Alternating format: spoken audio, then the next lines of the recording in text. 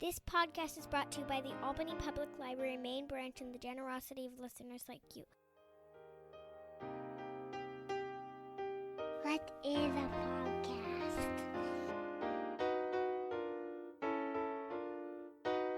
God, Daddy, these people talk as much as you do.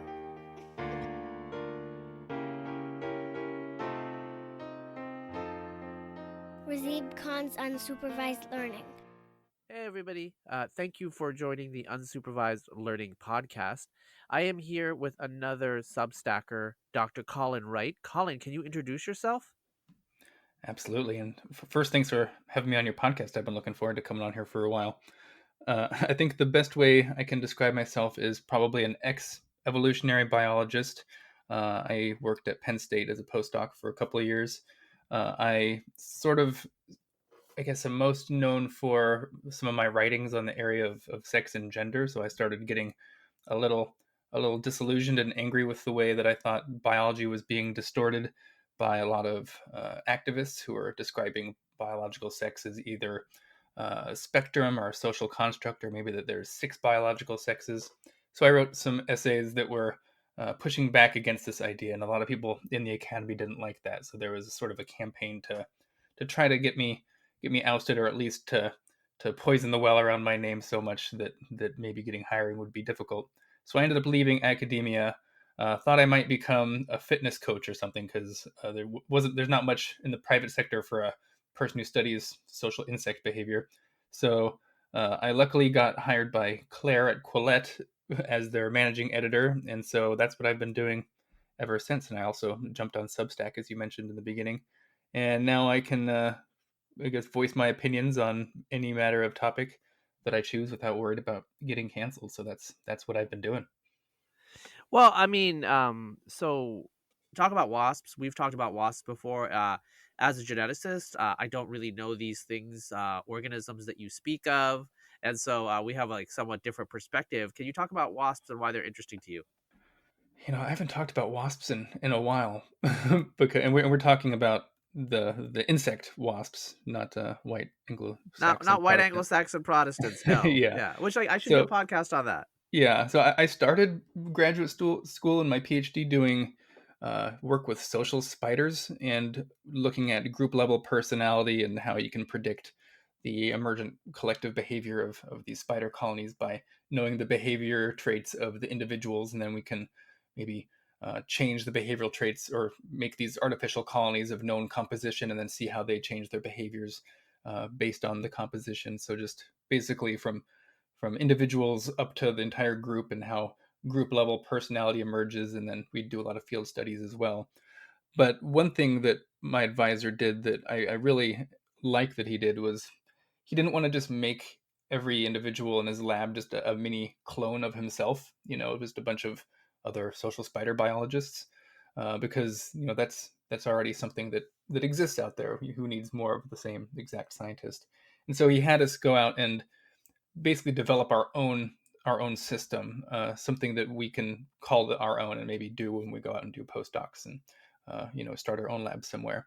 And so what I decided to do was study paper wasps, because we were looking at group level personality in spiders, and I thought about, well, what about colony level behavior in social insects? And some people had done this with honeybees. Wait, hold up. Yeah. Group level personality, what is that?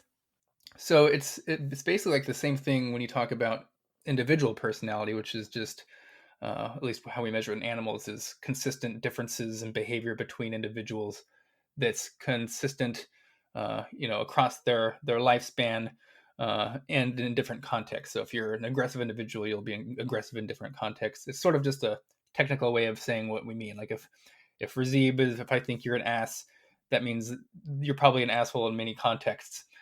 And it's just a trait about you, and this is nothing you can really shake. So same thing with animals and stuff. We look at their behavior relative to other individuals and seeing if their behavior across their lifetime is more similar than the behavior sort of between individuals at different time points. And so with groups, we can basically measure a group for the same type of trait. How are these groups behaving consistently or not across time in various contexts, like group level foraging, or how they defend their colonies, or how they're building webs.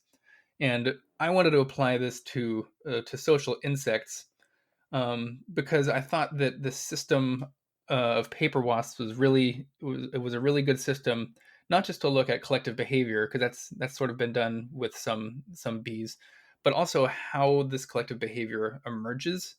And paper wasps are a really great system for this because, unlike bees, which when their colonies split, it's sort of they split via fission, so they'll have a new queen emerge, and half the workers will eventually go with the new queen, and the other half will remain at their natal colony. But with paper wasps, at least the species I studied, which was Polistes metricus, they don't have that same dynamic where they're splitting their colony. So if you're working with honeybees, the queen is always in a social environment. There's always workers around them. They never exist in an environment where it's just them.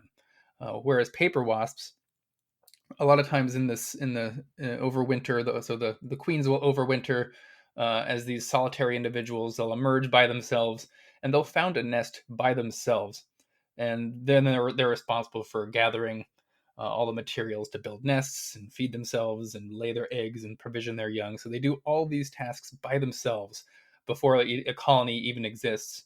And it's only a few months into the season when their workers emerge, and then the queen can finally stop doing this all these behaviors herself, and she lets the workers take over for her.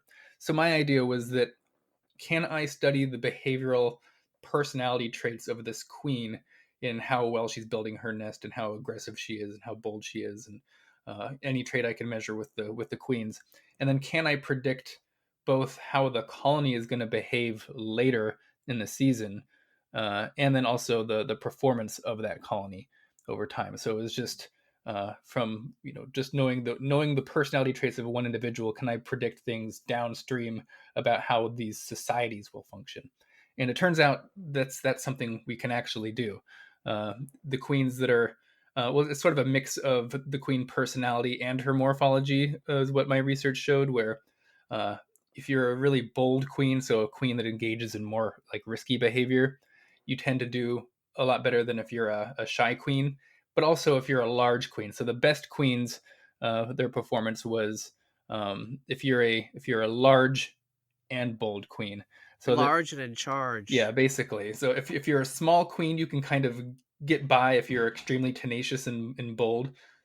And if you're a shy queen, you can get by if you're particularly large, but you can't be both small and shy. You're basically toast if that's the situation. And then we can predict how the colonies behave over time as well, just by knowing, again, the personality of the queens. So that was sort of my independent research, apart from a lot of the social spider stuff that I did. Even though I had to devise my own questions for the spider stuff, but the wasp stuff was completely unique. No one had been doing collective behavior in wasps, and especially how these behaviors arise, like what is the origin of these collective personalities. Before, most researchers they just see a colony in nature and they measure the personalities of the groups, and they'll say, we've discovered that these colonies are behaving differently, but you don't really know the origin of that personality. It could be maybe they're in a shadier area and they're less aggressive because they're just in the shade, or there's certain predators in the area that make them respond to it. But I was able to just bring all the queens in the lab and test their behavior in isolation, all in the same environment, so I could control for sort of all those environmental variations. And so, did you videotape everything?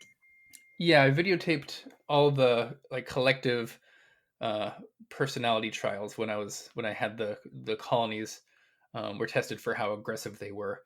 We had to vibrate their colonies and see how many of them attacked a moving object that was put on a metronome next to their colonies. So I have a bunch of videos on those.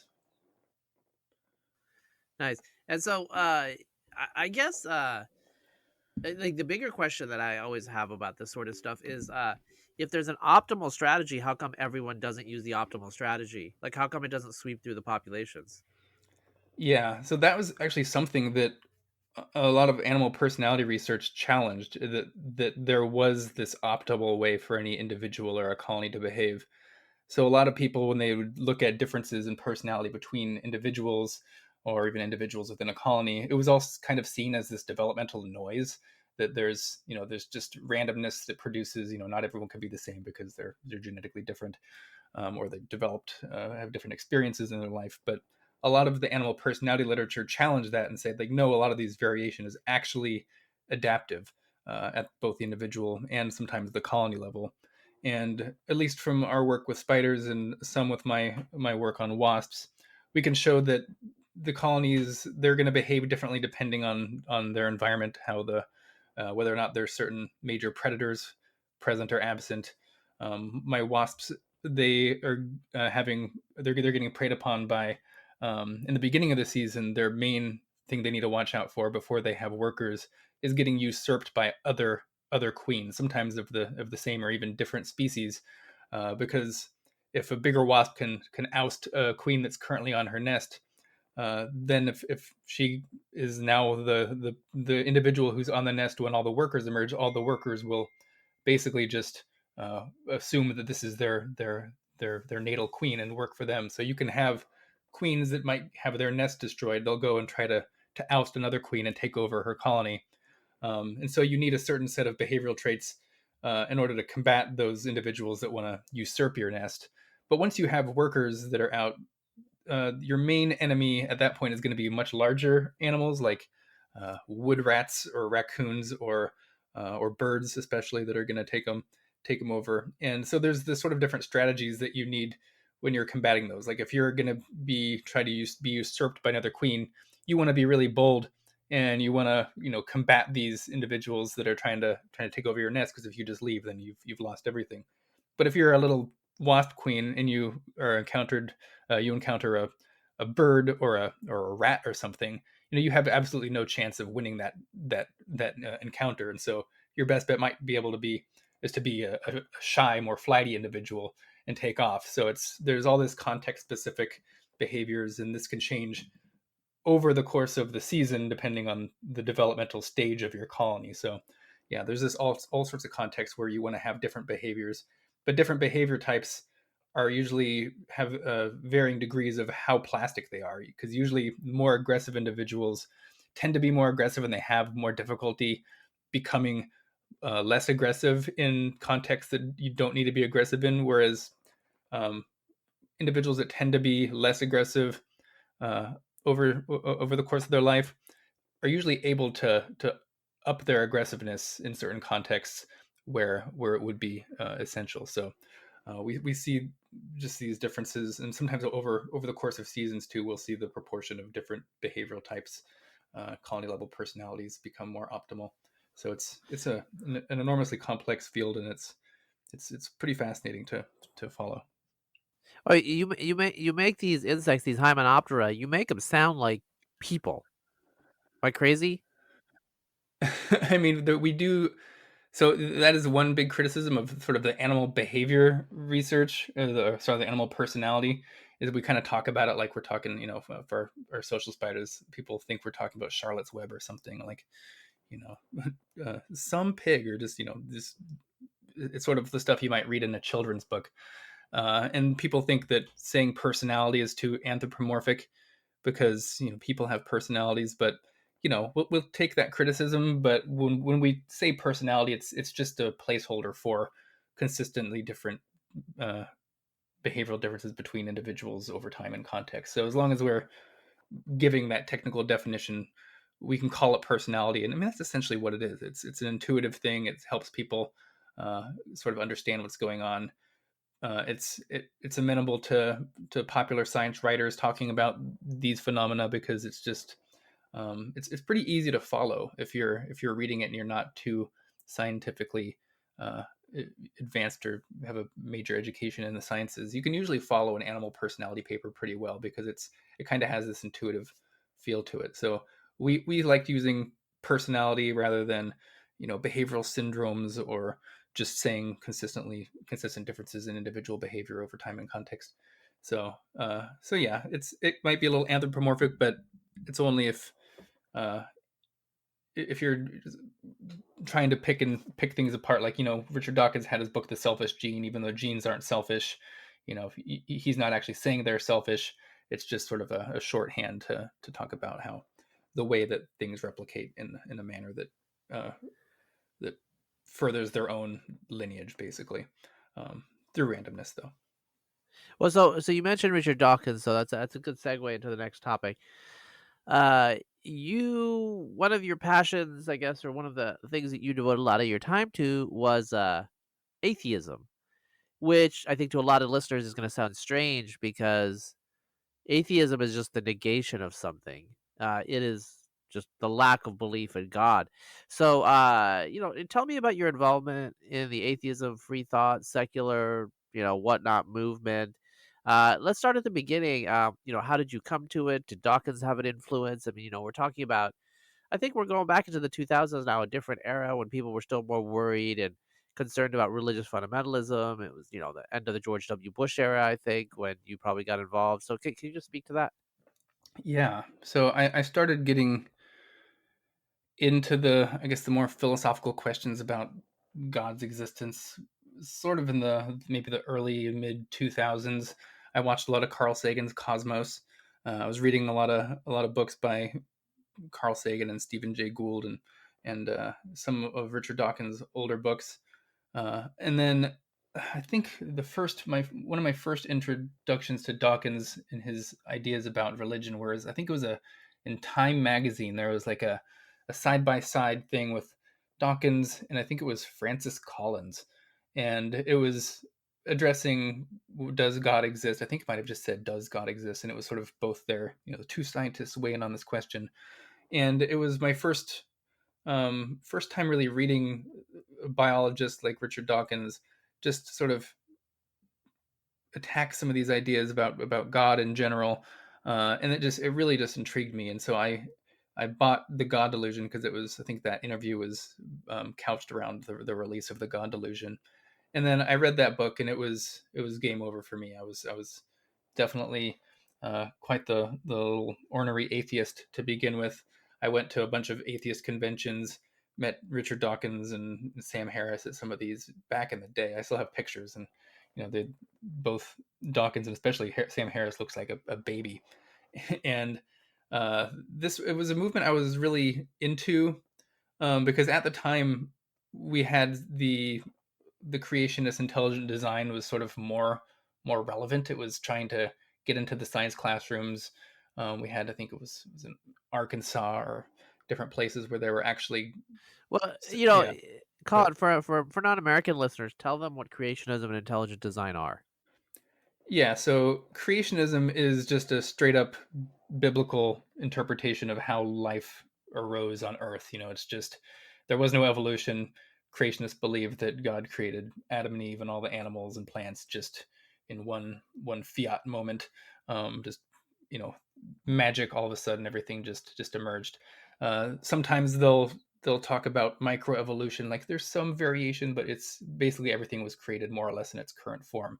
Um, Sometimes they'll say 6,000 years ago. If there's some creationists are like old Earth creationists, and then there's the young Earth ones that are more biblically literal. And then you have the intelligent design people, and it's sort of an outgrowth of creationism. They tend to acknowledge the fossil record as it appears. They just think that there are certain evolutionary transitions or hurdles that are impossible to have achieved through naturalistic means alone. They tend to think certain traits are what they would call irreducibly complex, where they couldn't have evolved incrementally, and so basically they assert that you needed this intelligent creator, this intelligent designer to come in and help evolution along or push it in certain directions. And they often view humans as sort of this ultimate being that God wanted to exist, and so he kind of made it happen, pushed evolution down these trajectories with conscious intent.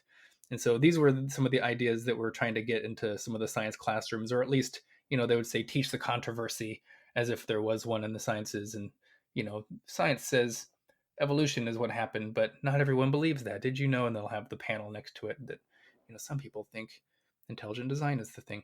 And so that I was really into that debate back in the day. I even invited PZ Myers out to my community college, and he came out, and I picked him up at the train station, and he gave a talk at our community college.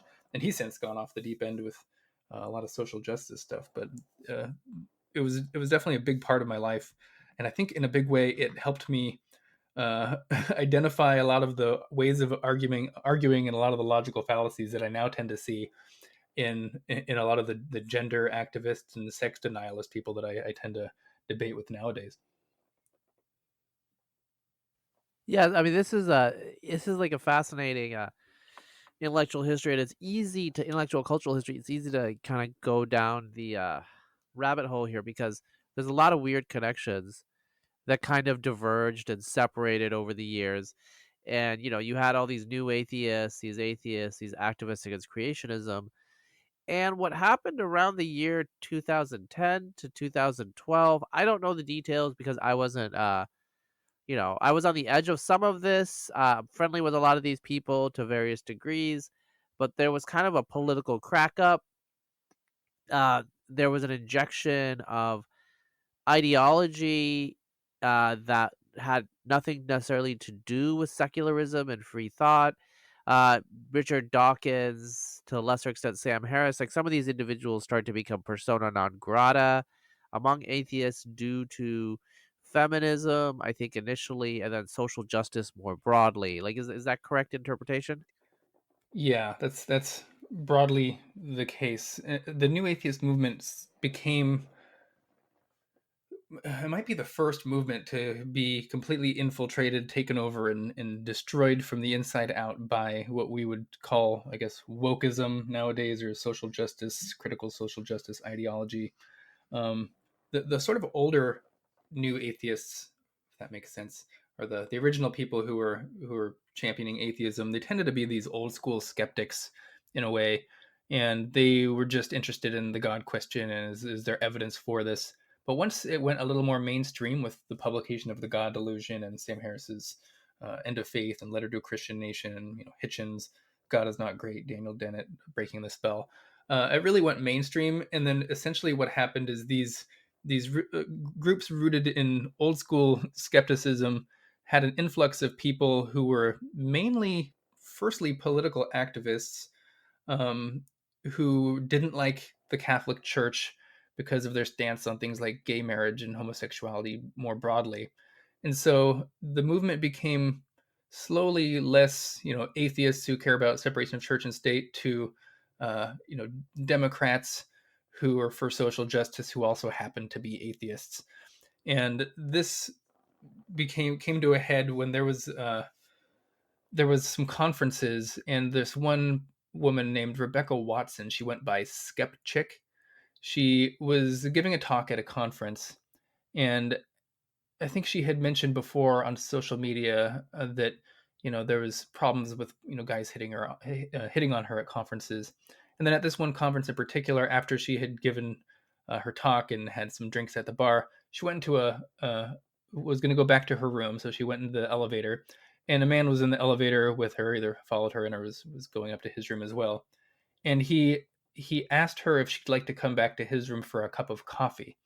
So we know what that means at 1, 2 in the morning. So he was clearly like putting a move on her to see if she wanted to come back for possibly sex or whatever.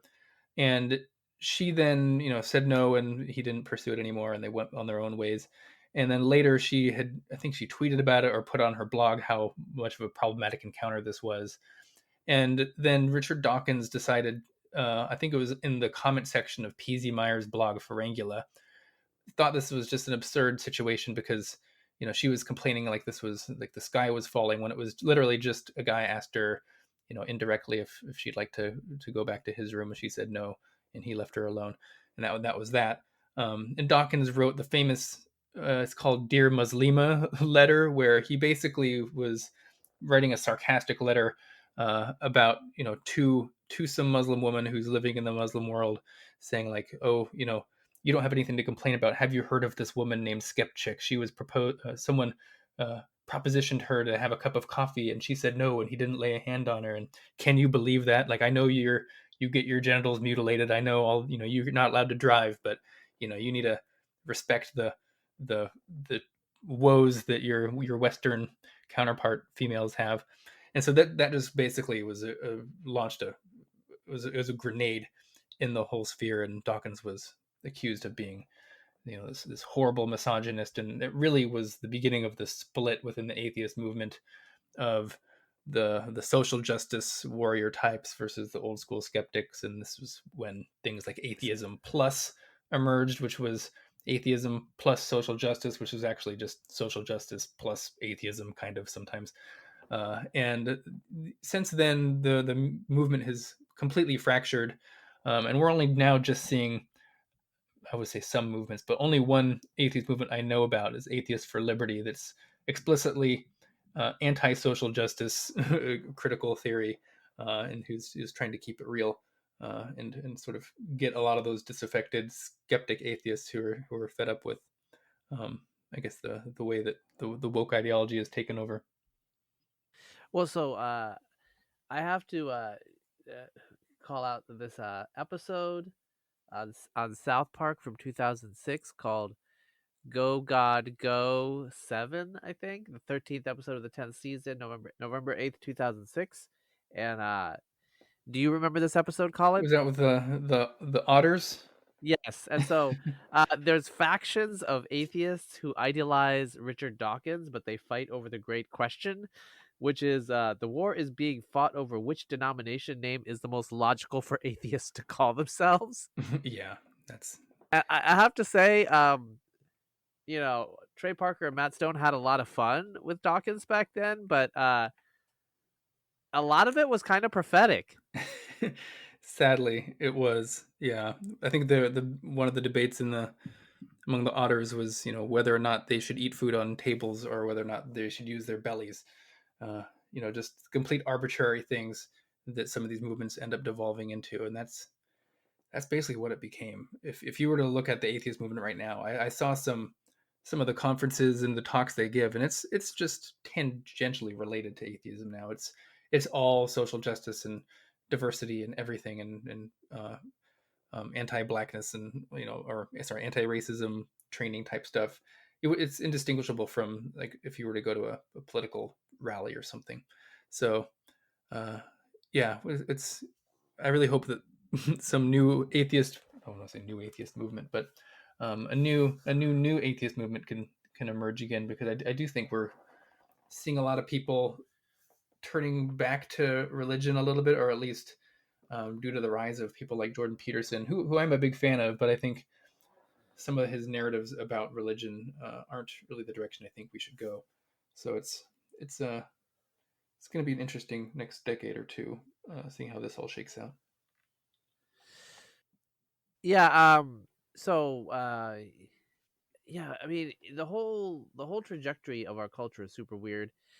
And I mean, you're right. I went to a talk, or I gave a talk actually. I was invited in was it the spring of 2012 to the Council for Secular Humanism conference on politics, and I was basically invited. I wrote a piece for their website or their publication. I don't remember what it is.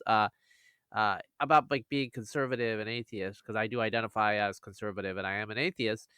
And so it was an interesting experience because this was 2012. The Great Awakening hadn't happened, but there was already some tension. Some older, like Lionel Tiger, was it Lionel Tiger? I think one of the guys, evolutionary ecologist.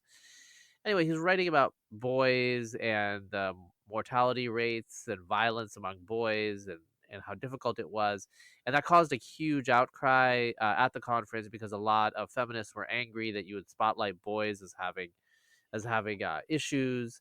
And there was some older white secularists who said they don't see color, which, frankly, what we would call is triggered a lot of people there. So there were already indications that something was going to happen. I had the experience where, I was pretty chill. PZ was there.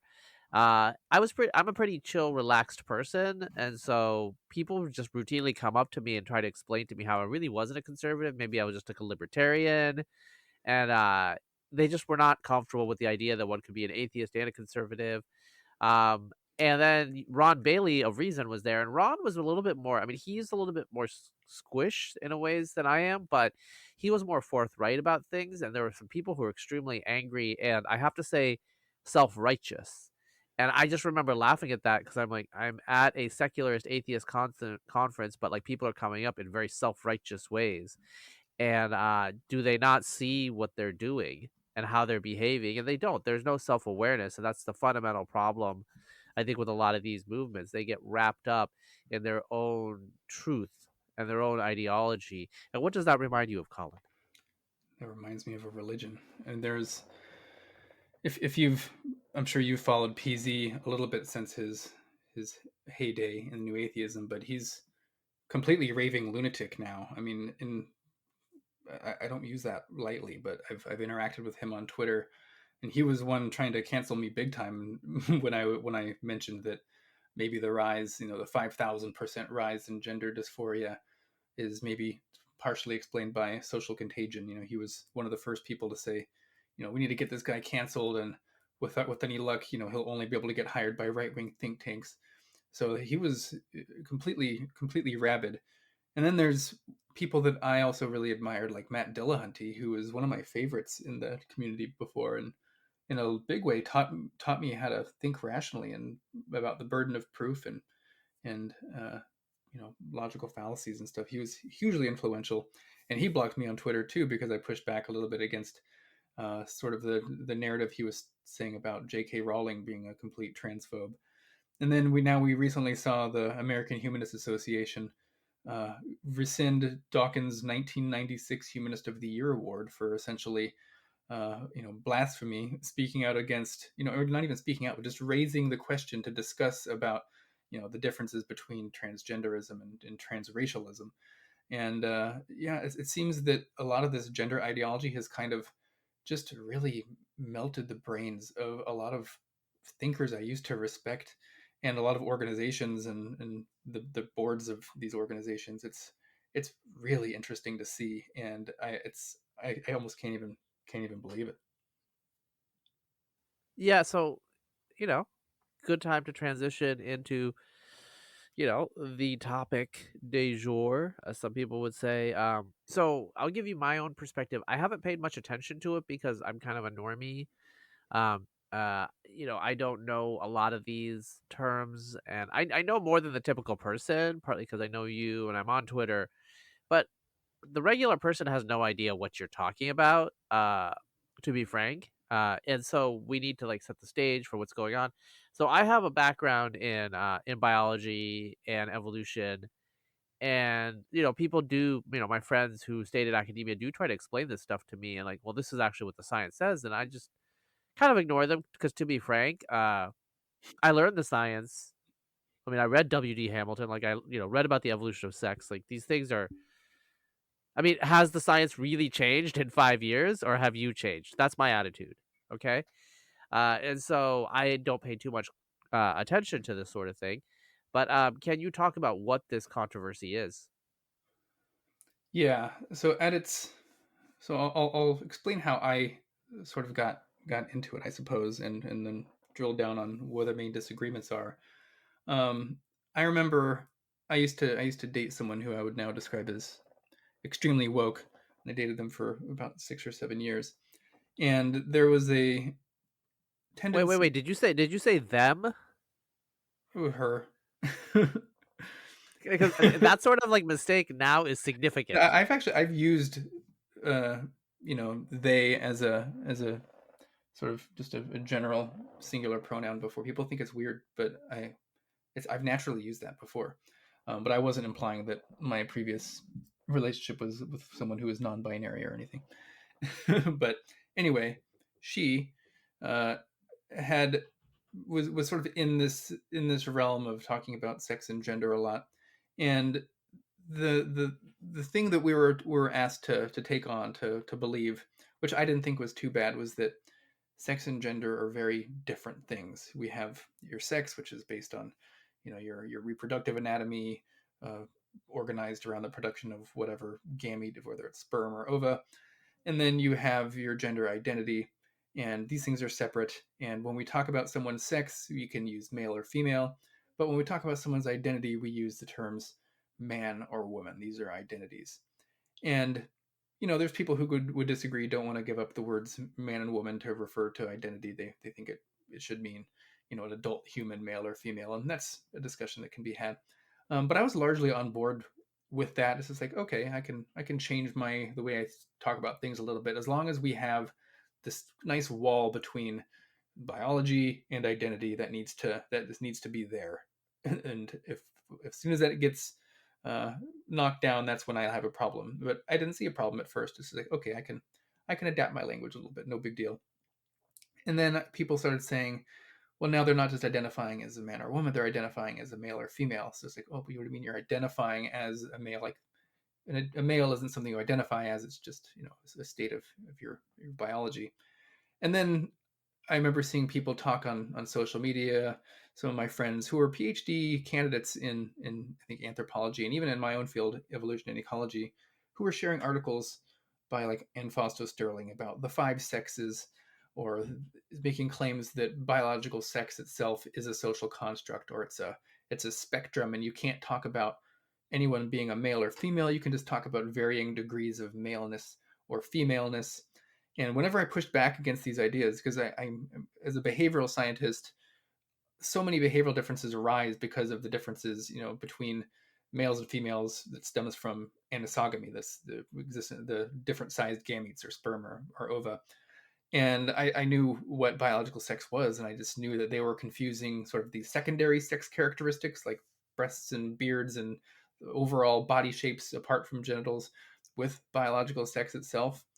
And I was just sort of arguing against these people on social media, but I didn't think it was permeating the sciences in any serious way until I saw some articles come out in like Scientific American that was talking about the sex spectrum. And then there's an article by Claire Ainsworth that came out in Nature that was talking about the sex spectrum, which ends with someone saying, like, because you can't pin sex down to any single biological trait, we best just ask people what they are and just go off their gender identity. And these were just insane claims.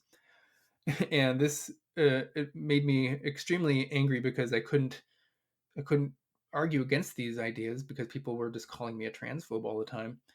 And that's not the reason I became a scientist. I wanted to be a scientist so I could, talk about issues of biology and reality, and have people understand that I'm not a bigot when I ask questions, but I'm just trying to get the facts straight.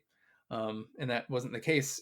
And so I ended up writing articles for Quillette and then one in the Wall Street Journal that really sort of blew up, and I guess made me formally enter this cultural moment where everyone seems to be very confused about what biological sex is, and it's just gotten exponentially worse since. I mean, now we have the debate about Wait.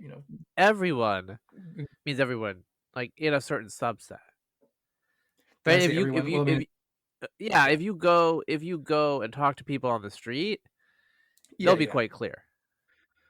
Oh yeah, I mean, it's yeah. So the vast majority of people who aren't activists in academia understand that there's only 2 sexes, and broadly how to identify what is a male or a female. It's only the people in the academy who seem to at least pretend like they don't know what they're talking about, or use these old arguments that I had only encountered among intelligent design people before. Sex is just so complex to talk about and nail down. We might as well just let people identify into whatever category they want to. Yeah, it's not prevalent among society as a whole. Well, it's prevalent enough to be, in law in some places, and Joe Biden's talking about this stuff now too. And we recently had a Texas Democrat talk about there being 6 sexes. So it's leaching out into the real world. Well, it's leached. I mean, it's flown the coop. It's out there now. More and more prevalent on the left hand side of the spectrum. But it's something I've been dedicating a lot of time to arguing against now, just because I like social insects and stuff, but at the end of the day, it's just not as groundbreaking. It's not as important. I couldn't imagine teaching a class, looking at the frontier of animal personality and insect science, when half my class might not even know what a male and female is. I just couldn't comprehend doing that, knowing that fundamental biology is being distorted in such a way, while I'm out here talking about, in the weeds, talking about what the this one social wasp is doing. Yeah, I mean, I will say I still have friends in academia, and some of them do, they do say that your arguments are reductive, et cetera, et cetera. But I don't really, they're not quite clear on what the problem is. So here's my own take. I don't talk about this much because it's just, I think it'll blow over, it'll change. It's ridiculous, in my opinion. A lot of it, and people are being influenced by their social milieu to kind of reorient their Overton window. And they were not like this 5 years ago. I know this for a fact. But now they are like this, and it's just because social conformity and the homogeneity of their environment is such that that's the way it is. Now, as we're recording, um, there is an article on the Washington Post on the front page about Ranger School and different standards for men and women. And the core of the article is about a woman who passed Ranger School with the old standards, which were sex blind. And now they're doing things for more representation and diversity, where males and females are going to be judged somewhat differently. Uh, the main issue here is upper body strength, and so I don't know, what the listener's background is. My personal experience is academics are quite shocked when grip strength and upper body strength between men and women are compared. They're hugely different. If you're just going to have like a sex blind metric, it's going to cause disproportionate representation. But since people don't know these facts, it's like a little difficult to really grapple with it. So let me just look. I'm going to actually look this up while I am. Let's see. So the citation on grip strength. So what I can see here on grip strength is the strongest female athlete is around the median regular male for grip strength. These are for fencers. So these are athletes. These are part of, I think, the German fencing team. The average female is a little bit above the weakest male in the data. Right, the average Yeah, female is like it's a huge the split. bottom, the bottom 5% of the males, and so we have this like basically the strongest non-fencer, non-athlete, non-professional athlete in the data uh, of the females is at the 25th percentile for males. Yeah. So this is the strongest average female, right? So it's like the distribution is like there's like a 1 to 5% overlap depending on the metric for like upper body strength. And so when you look at Yeah, these data, it's stark. it's just going to cause a huge difference. But my personal experience is a lot of people don't know the numbers. Yeah, that's the case. People are kind of confusing the center of the bell curve with everyday normal people. Like I know some women who are 6 feet tall who are taller than most men. I know some really short guys. I know some women who are extremely fast and it's so and strong and stronger than probably some of my guy friends. So we all sort of know that there's variation and overlap between males and females. But what people are failing to grasp is when we're talking about something like professional sports, we're not really selecting from the everyday people that we see on the street and the people we happen to just know around us. We're sampling from the very far right tail end of the spectrum of the distributions. And even though there might be on any trait small average differences in say like height or strength, when you go out to the tail ends, the top 0.1% or whatever of people who are strength or how tall they are, how strong they are, it's essentially all males that are out there. And the more extreme you go out there, it's the distribution of male to female is even more favored in towards males. And that's just what you get statistically from these distributions. So the people who want to tear down female sports, I don't think they quite know what they're getting at. And it's not just that males are on average taller and stronger. It's even if you were to control for things like weight class, even per every weight class there is, males are considerably stronger and faster than females are. So if you want to get rid of male and female categories or let males compete as females just by self-IDing into these categories, I mean, you're essentially arguing that female sports shouldn't exist.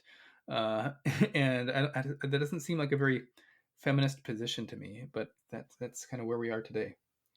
So, I mean, I'm not involved in these debates, okay? Partly because like Yeah. I just don't know what is going on half the time in the discussion. So for example, yeah, I just don't even understand like where it's coming from. So with like collapsing the different sports categories and then not having female sports, and then like terms like so there's a thing in the media now, people who give birth, and also like people in Congress are saying this. Uh, I mean, it's to me this is just language. It's not really that big of a deal, but it's also just difficult to understand. Like I understand that there are people who identify as men or non-binary who give birth. I mean, in the 1990s there was I think Dateline NBC story about the man who gave birth, So that's a thing that we've known, but to change language because a small minority of men can give birth seems a bit much. You are in the midst of these arguments. What is the response? Like, what is the cogent response?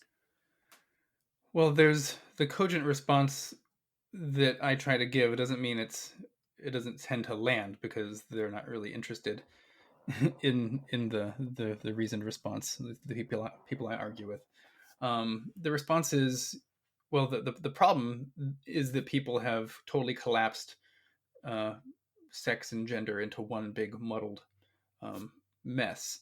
And so all I've been trying to do is to reposition that partition between sex and gender and sex and identity.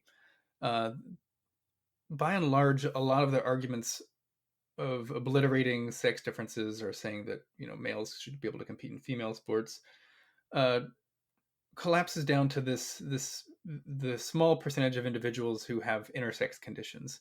So they'll say sex is a spectrum because some people fall somewhere in between. Intersex people exist, therefore, their sex isn't a binary or something. And while it's important to recognize the existence of intersex people who might truly be sort of sexually ambiguous in a certain way, just because we can identify some individuals, and this is like 1 out of every 5,000 individuals, 0.02% less than of the population are born might have some sex ambiguity. Just because these people exist doesn't mean we should therefore obliterate the categories male and female. That doesn't mean that there's no such thing as a male or a female just because some individuals are ambiguous. Like just because they're ambiguous doesn't mean everyone's somewhat ambiguous. I've often used like a coin flip analogy for this, where a coin has a heads and a tails, and heads and tails doesn't come in mixtures or degrees. You can't flip a coin and get 75% heads on a single flip. It's just going to be one or the other. But we do know, at least with a nickel, because they have like the flat edge, that 1 out of every 6,000 flips, there's a paper on this, will actually land on its edge. And I use this as an analogy for biological sex, because just because you can flip a nickel and it'll land on its edge doesn't mean that heads and tails no longer exist, or that heads and tails exist on a spectrum. For most people, we're either unambiguously male or female, and maybe some people might have some ambiguity to their sex. What we have in the issue of transgender athletes in sports is we essentially have someone who is unambiguously male or female trying to compete in the other category. They're not intersex. I mean, there's the Caster Semenya is an example of an intersex athlete, and there's debates to be had about what the criteria for inclusion should be. But for the most part, the people who are trying to compete in women's sports who are trans, they're not intersex whatsoever. This is calling a heads a tails or a tails a heads. This isn't some ambiguous result. And this is where the debate is really focused on people using intersex individuals in the context of being trans when that has nothing to do with being trans, and using the existence of intersex people to blow open the idea that sex is a spectrum and we're all somewhat suspect now, and therefore we should just rely on people's identity, because can you really even challenge anyone on what sex they are really, because it's just a statistical argument anyway. Like, that's what they would say. So that's sort of my survey of where we are, and that's where I am currently existing every day of the week. Well, I mean, in some ways, it sounds like an abstract discussion, but uh, what is, I don't know, where is this gonna end? Are we gonna have like a world where the whole world is? Do you know what I'm saying? Like, are there gonna be Muslim, jurists like talking about intersex and pronouns from the hadiths? I mean, how far is this gonna go in your opinion? Because you are, you're the expert inadvertently. Yeah, I don't know where it's gonna go. I mean, I suspect it'll get crazier before it gets more sane, because as we mentioned, most people understand males and females are real things. They're not social constructs. Most people aren't into the whole sex spectrum ideology, and I think it needs to get crazier before it gets better. For example, having trans women compete in the Olympics, and we just need to see some world records get broken, possibly, to have people just do a double take and realize that we've clearly done something wrong. You can't just ignore or deny the existence of some fundamental aspect of biology, like the existence of males and females as real natural categories. You can't just deny that aspect of biology and expect not to see absurdities emerge everywhere that you look. And I think the trans women playing in female sports is an absurd result of that, and trans women being moved into female prisons because they're just, people want to identify as it, because why would you want to be in a male prison if you can just identify your way into a different prison environment that's less violent.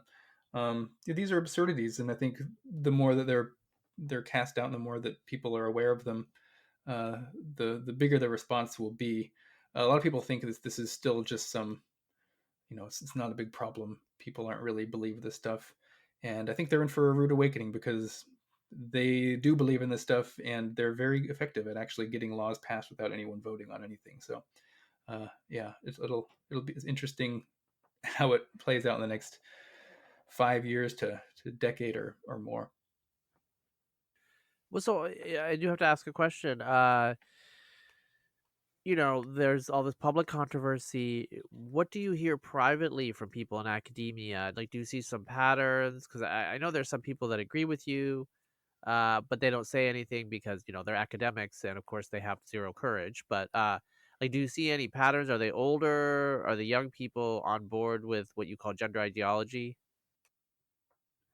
It's mainly the younger people. It's the new assistant professors.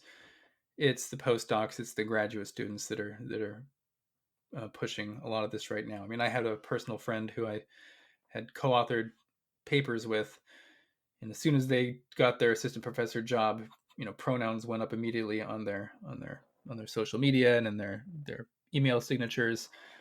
We had an exchange before on Twitter where I was pointing out that how absurd the sex denialism is, and they assured me that I'm just basically arguing with young Earth, or not with flat earthers, that I'm wasting my time. It's not really a big deal. These people don't have any influence.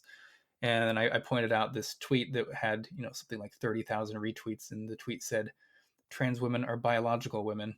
And then his response to it was like, "Well, I'm sure if Kyrie Irving tweeted out something about a flat Earth, he'd get a lot of retweets as well, because it was during the controversy when Kyrie Irving he's an NBA basketball player, was talking about he wasn't sure if the Earth was round or not."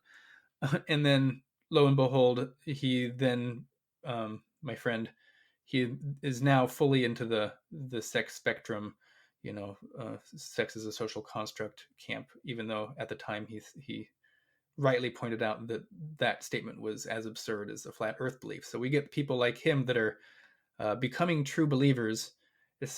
Maybe it's just because it's easier to be a true believer and exist in the space that he exists in. It's get rid of that cognitive dissonance. You've just Yeah. just jump full 2 feet into Well, I mean, into the pond. so do you have receipts though? Have you shown him what he said? I haven't. We don't really talk too much. I do have the tweets saved in case he either tries to do some weird canceling thing, or if I just need to show him how he's changed his mind. But I just Yeah, I'm just kind of hands off now. I I've don't known, want. I haven't had as explicit an interaction, but I've seen things where people used to be worried about kind of like the flattening of biology and sex and gender 5 years ago, but now uh, they will use pronouns in a weird way where they've really internalized this as the polite thing to do and all sorts of. And I just don't even like investigate it. Like it's just the way the world is, and I mean, how much there's only so many fights you can fight, and this is still kind of restricted to. It's like Latinx, Yeah. right? Like it's like a couple of years ago. 'Cause now it's been a couple of years because we haven't had in-person conferences for a while. Uh, but a couple of years ago, a year and a half ago, I was at American Society of Human Genetics, and I noticed that there's all these slides, and every single one that talked about Latino people or Hispanic people said Latinx, and I was just like, okay, like when did this happen? Is there like a rule from on high?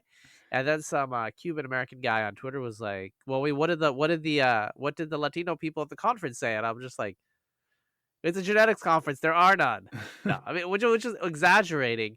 But my point is, people are being labeled something by people who aren't them, and the whole thing just seems kind of farcical. Like there's a lot of like farcical stuff going on. On the other hand, you had Elizabeth Warren's campaign. Elizabeth Warren did a lot of Latinx stuff, and I remember like she sent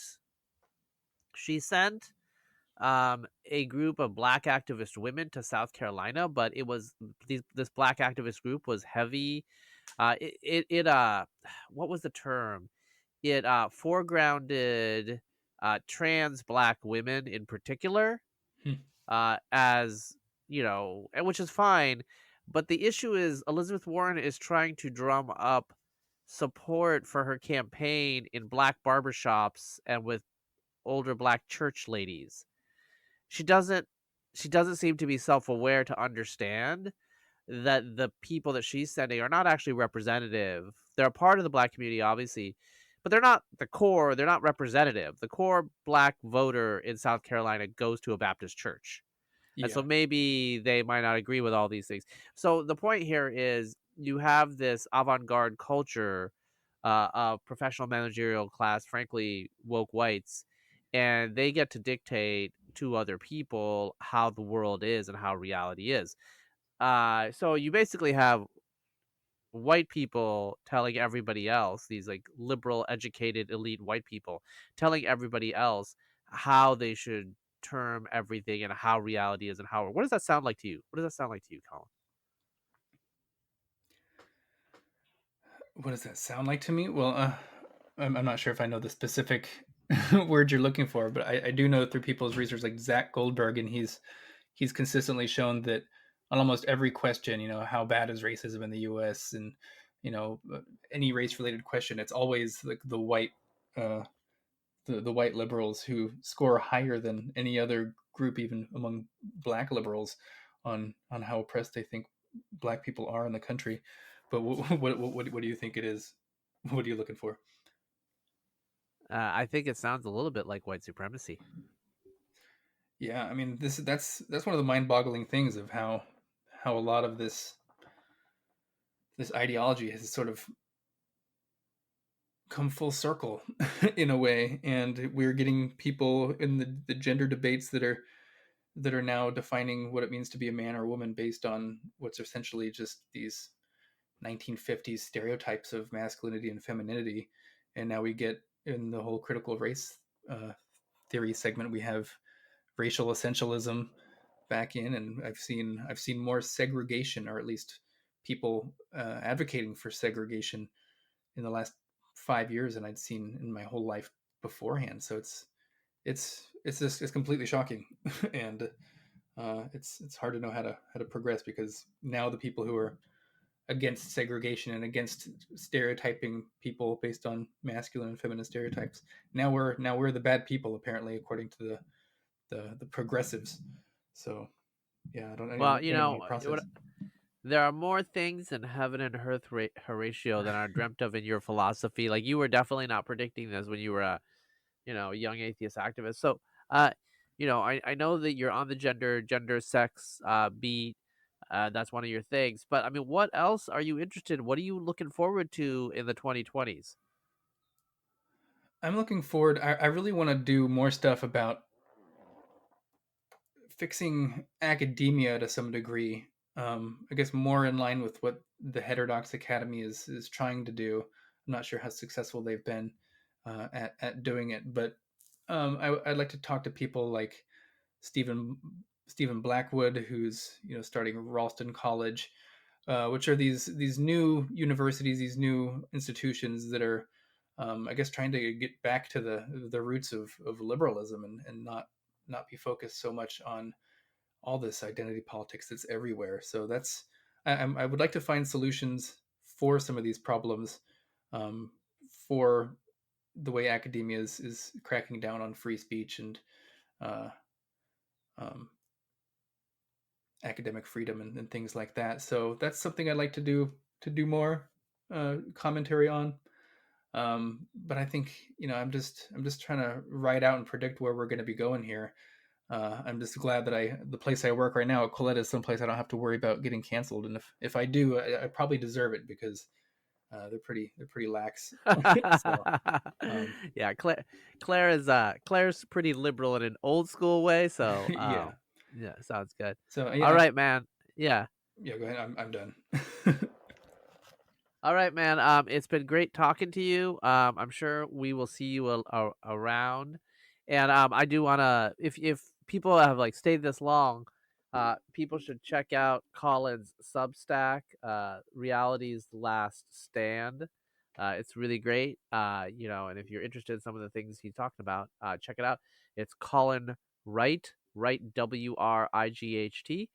.substack.com. So check that out, and of course, he's got platforms in places like Quillette and elsewhere.